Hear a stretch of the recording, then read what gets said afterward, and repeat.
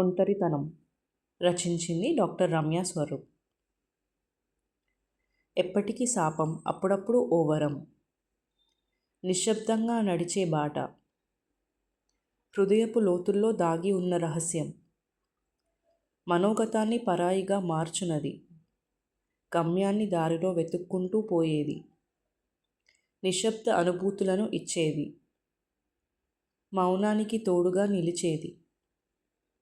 మది యొక్క రహస్య ప్రయాణం, మన అస్తిత్వాన్ని మనలో వెతికే ప్రయత్నం, ఎదలో ఉండే ఆలోచనలకు సమాధానం, తన మదిలో మెదిలే ఆలోచనలకు రూపం, మనలోని ప్రత్యేకతను చాటి చెప్పేది, హృదయం స్పందించే తరుణం, మనసుకు ప్రశాంతత కల్పించే అనుభవం, ఏకాంత సమయంలో ఏకాగ్రతను ప్రసాదించేది, నిశ్శబ్ద క్షణంలో మధుర సంగీతం, యథా మదిరలోని సంఘర్షణలకు జాబు ఇవ్వగలిగేది, ప్రపంచపు రణరంగం నుంచి దూరం చేసేది, వ్యధలలో ఓదార్పునిచ్చునది, మనసుకు శాంతినిచ్చే తాత్కాలిక రమ్యమైన మార్గం ఒంటరితనం. ధన్యవాదములు.